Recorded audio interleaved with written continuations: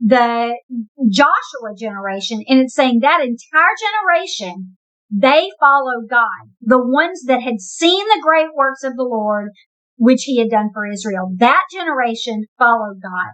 And then it just tells us that Joshua died and they buried him. And then in verse 10 it says, when all that generation had been gathered to their fathers, another generation arose after them who didn't know the Lord, nor the work which he had done for Israel. And so this is the purpose of this lesson. And we'll talk about it in real detail about how it pertains to us in the end of this lesson. But what they're saying is that the generation that had seen all of God's great works, that generation served him forever. This generation of Israelites, this Joshua generation, remember, they had watched everything that had gone on with their fathers. They saw how their fathers had to wander around in the wilderness for 40 years because they were not willing to obey God and trust in him to help them defeat the people that lived in the promised land. And so they didn't get to go in. They knew this. And so all this time, they're in the desert waiting for their turn to go in and take the land. And when they get that chance, they don't make the same mistake that their fathers made. They go in and they follow God to the T. And every single time that someone goes astray and doesn't follow God, they take care of it immediately. God will bring it to their attention and they deal with that person and they eradicate that sin and they commit themselves fully to God again. This happens every time with this generation because they are committed to God. And the reason that they're so committed is because they saw what it looked like when their fathers weren't committed. And then also, every time that they trust in God, God comes through. They have personal experience with God's power. They see how he fed them in the desert. He made sweet bread fall from the sky to feed them. I mean, he literally was feeding them himself. And they saw that. So they had an experience with God there in the desert. They saw how God protected them and how God fought for them and how their small army defeated this great number of people, all these different nations and their armies in the new land. And so they had full experience with God's power, his provision, his protection, and then he also was handing down his laws to them. And so he was teaching them, he was guiding them, he was bringing them into the land. And so they had tons of personal experiences with him. And so that's what they're saying. They're saying that generation that had personal experiences with God, experiential knowledge of him, they served him all of their days. That makes sense. They really, truly knew who God was. But their children, who didn't have to fight for this inheritance, who just got it handed to them, they had no experiences with God. All they had was the stories that their dads handed down. And so what they really had was head knowledge of God. They knew about him, but they did not know him. So it's like what I told you before. If someone were to come to me and say, do you know this person? And I say, well, I know of him, but I don't know him.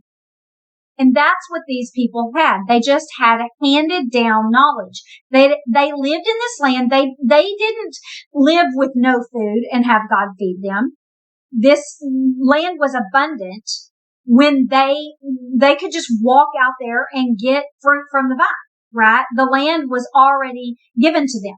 Now, the land was like that for their fathers also when they came into it, but they knew God gave it to them. They knew that this land had been someone else's and God gave it to them. And the kids are just like, yeah, this is Dad's land and I get to go out there and get whatever I want.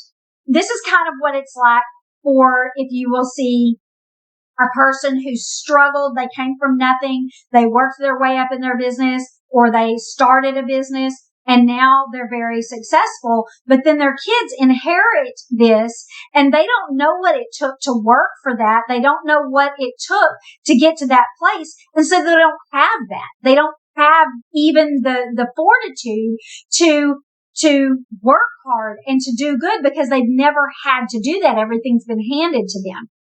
And so if everything's been handed to you, you don't quite know what to do with it. And that's what has happened to these kids.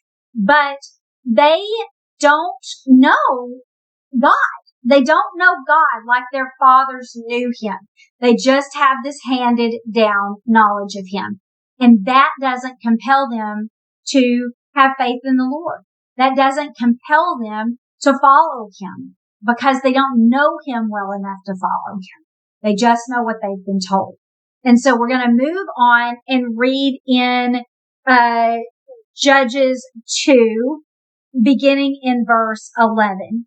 And it says, Then the children of Israel did evil in the sight of the Lord, and they served the Baals. They forsook the Lord, the God of their fathers, who brought them out of the land of Egypt, and they followed other gods from among the gods of the people who were all around them. And they bowed down to them, and they provoked the Lord to anger. They forsook the Lord, and they served Baal and Ashtoreths.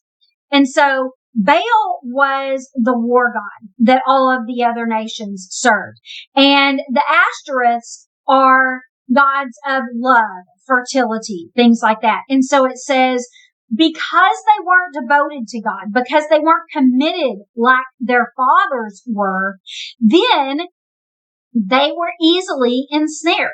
They were easily drawn away by these other gods. And they began to worship those gods. They turned away from the Lord, their God, who had brought them into this land, out of the land of Egypt, and they turned to these other gods. And so it says in verse 14, the anger of the Lord was hot against Israel.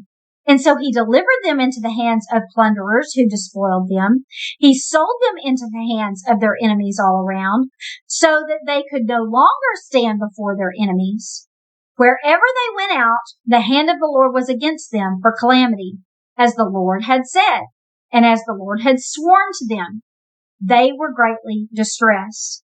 And so just as God had promised them that if they did not follow him and get all of the people out, that he wouldn't help them drive them out and then they would become a snare.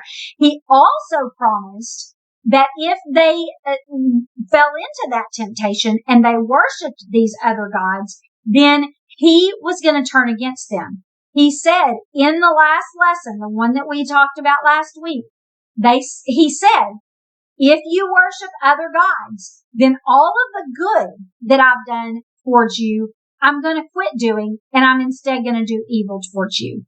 And so he said, all of the things that I promised you would happen have happened. Promised I would bring you into the land, and I did that. And so I also promised that if you didn't keep fighting and get these people out of the land, I wouldn't fight for you and get them out. And then they would be a snare to you. And if you fell into that trap and you worship other gods, then I would turn against you. I would allow your enemies to overtake you. And it says here, he says he let the plunderers plunder and he sold them to their enemies. And so he's doing what he told them he was going to do. And that is where the whole rest of the book of Judges comes into play. And so in verse 16, it says, the Lord raised up judges who delivered them out of the hand of those who plundered them. And so what we see happening is beginning in verse, I can't see. I gotta put my glasses on to see what the verse is because it's tiny. Verse 18 says, when the Lord raised up judges for them, the Lord was with the judge, and he delivered them out of the hand of their enemies all the days of that judge. For the Lord was moved to pity by their groaning because of those who oppressed them and harassed them. And it came to pass, when the judge was dead, that they reverted and behaved more corruptly than their fathers, by following other gods to serve them and bow down to them. They did not cease from their own doings, nor from their stubborn ways. And then the anger of the Lord was hot against Israel. And he said, because this nation has transgressed my covenant, which I commanded their fathers, and have not listened to my voice, I will no longer drive out before them any of the nations that Joshua left when he died, so that through them I might test Israel, whether they will keep the ways of the Lord to walk in them as their fathers kept them or not. And so, that is what the whole rest of this book is going to be about. It's going to be this cycle of how they worship other gods and God is angry with them and he allows them to be oppressed by some other nation.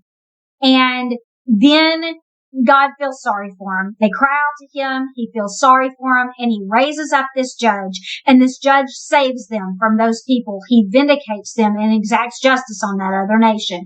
And then all the days of that judge, they seem to be on the straight and narrow. They seem like they're doing good. But as soon as the judge dies, then they go back to their ways. And it says it's even worse than the time before. Then they follow other gods, and the whole cycle starts all over again. In the ESV version, it says that they whore after other gods. Basically, they sell themselves, just like a whore. They just for the temporary pleasure or the things that they're going to get from this, they give themselves over to these other gods.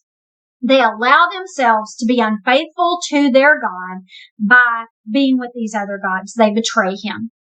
And then just like a habitual unfaithful spouse, right? Someone that you just never can trust. It's like they cheat on you and you think that they're going to stay and everything is good. And then something happens and they do it again. And then again, and then again, and then again. That's how he describes this nation of Israel. They are just constantly going back to their ways. It's just a cycle of betrayal and difficulty, and then forgiveness and help and a time of union and rest. And then it all happens again. And so that's what this entire book is going to be about. The judges that God raises up and how the nation of Israel does this cycle of betrayal and judges and rest and does it again and a new judge. And so that's where we're going to go next week. But I'm going to read the first 4 verses of chapter 3 now because it goes along with this testing of Israel and how the Israelites continuously fail the test. And so in the beginning of verse 3, it says, now these are the nations that the Lord left, that he might test Israel by them. That is, all who had not known any of the wars in Canaan. This was only so that the generations of the children of Israel might be taught to know war, at least those who hadn't formerly known it. And then I'll tell you what the nations are in a minute, but go down to verse 4 and it says, these were left that they might test Israel by them to know whether they would obey the commandments of the Lord, which he had commanded their fathers by the hand of Moses. And so the nations that they left were these factions within the midst of them that they named at the end of chapter 1. And then it says they also left all of the Philistine nations, the 5 kings of the Philistines on the coast, and then also many of those in the north, which would be now like the Lebanon, Syria area. They left those too. So they never quite defeated the northern territory, and they never quite defeated the people on the Mediterranean Sea. And then there were just some people living amongst the middle of their land, okay? And so it says God left those people there to test them, to see how will they do with these people there with them. How are they going to deal with that, right? Are they going to fall into temptation, or are they going to obey the Lord? That's what he wants to know. And so he leaves these people. And here's what the interesting thing is. He says, I'm going to leave these people to test them, all who had not known any of the wars in Canaan. This was only so that that generation of the children of Israel might be taught to know war, at least those who hadn't formerly known it. And so this made me think about those people that I was talking about before, like how the dad had to work hard to get his money, but then he created this easy life for his kids, and they had no fortitude. They had no ability to work. They had no way of knowing. And it sounds like that's kind of what God is saying, is like their fathers knew war, and their fathers trusted me. But these people haven't known war, and so maybe I'm going to have to teach them war so that they'll rely on me. Maybe I'm going to have to let them be oppressed so that they'll rely on me. And so that made me think about that quote, right, where it talks about tough times create strong men and strong men create easy times. And then those easy times create weak men. And then those weak men create tough times, right? That's kind of the cycle that we're seeing, because their fathers were in tough times. They had to travel a long ways. They had to fight hard for their land. And so they were like those men that work hard for their fortune, and they're relying on God for that. And so their spirit is strong. These fathers' spirit is strong. They are connected with God. They are relying on Him daily for their food, for their protection, for their provision, for His power to bring them into this land. And so their spirit is strong. But they created easy times for their kids. They just handed this inheritance to them, and the kids don't know what to do with it. They don't have to work hard to keep their relationship with God. They're not committed to Him. Times are easy for them, and they're weak. Their spirit is weak. They have no connection with God, and they're not committed to Him. And so they fall into this temptation, and now God is going to have to create tough times for them so that they will come back to Him, so they will cry out to Him. And then He will send them a judge, and the judge will save them. This is the cycle.